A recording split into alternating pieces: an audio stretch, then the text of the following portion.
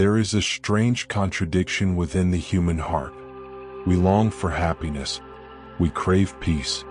We dream of ease, of love, of stability. And yet, when those things finally arrive, when life softens, when love feels steady, when peace begins to settle in, something in us recoils. We hesitate. We complicate what feels simple. We ruin moments that are tender, moments that are good, moments that are new. Not because we're foolish, not because we're broken, but because we are conditioned. Conditioned by the wounds we haven't yet brought into the light. Carl Jung understood this better than most. He believed much of what drives us, especially the patterns we can't seem to escape, comes from what he called the shadow. The shadow is the collection of all we suppress, reject, or never consciously choose. It holds the parts of us we don't want to admit, our fears, our envy, our shame. But also, more subtly, it can hold the parts we secretly believe we don't deserve. Our capacity for joy, our ability to trust, our right to rest. Self-sabotage, then, is not about failure. It is not a lack of willpower.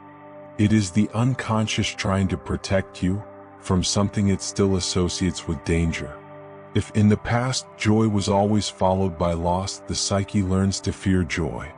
If love meant abandonment, the body learns to flinch at intimacy.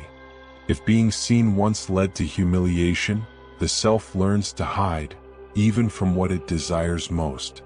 Sabotage isn't hatred. It's protection. Outdated and misguided, but protection all the same. An echo from a time when staying small felt safer than being seen. Some of us were raised in chaos where calm never lasted.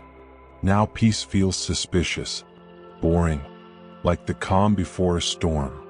Some of us were praised only when we performed, achieved, produced. Now, when we rest instead of relief, we feel guilt.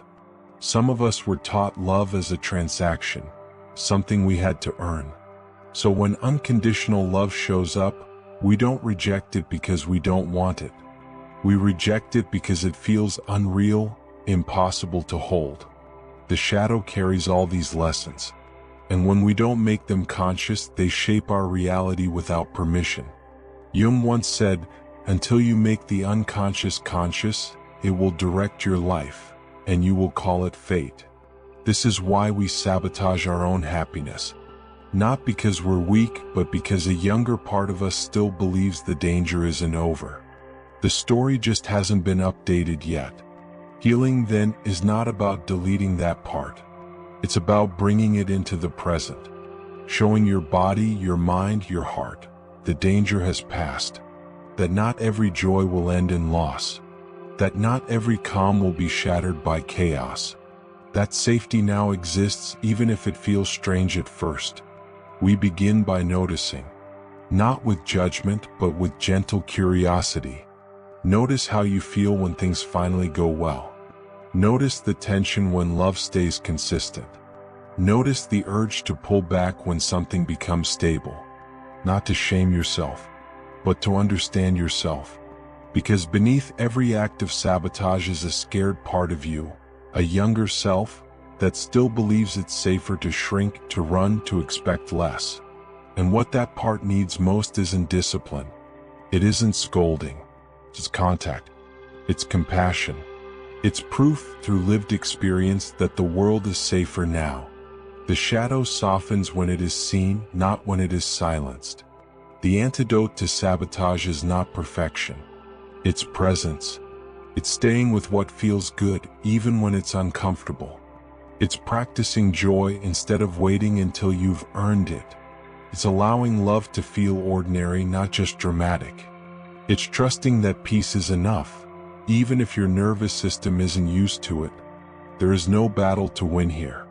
Only a slow, honest returning to the self. This is the real work.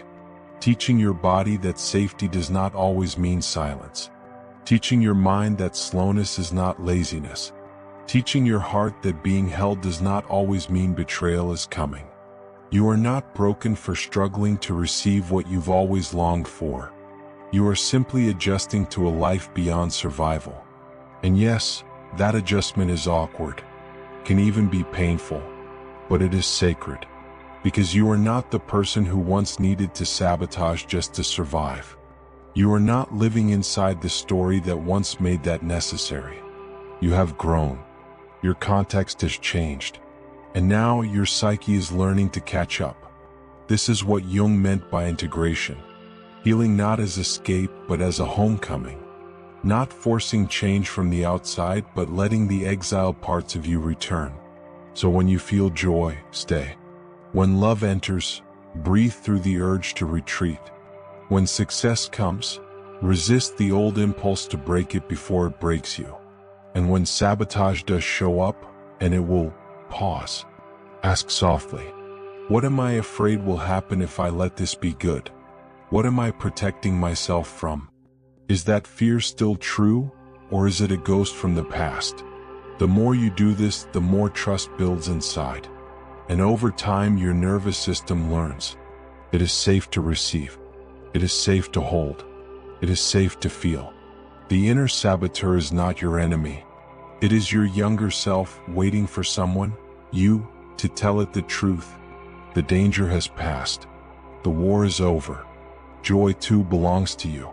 And when that message finally lands, the sabotage loses its grip, not through force, but through understanding, because you were never cursed, never weak. You are simply healing. And sometimes healing looks like this: learning to hold happiness with both hands, without shaking.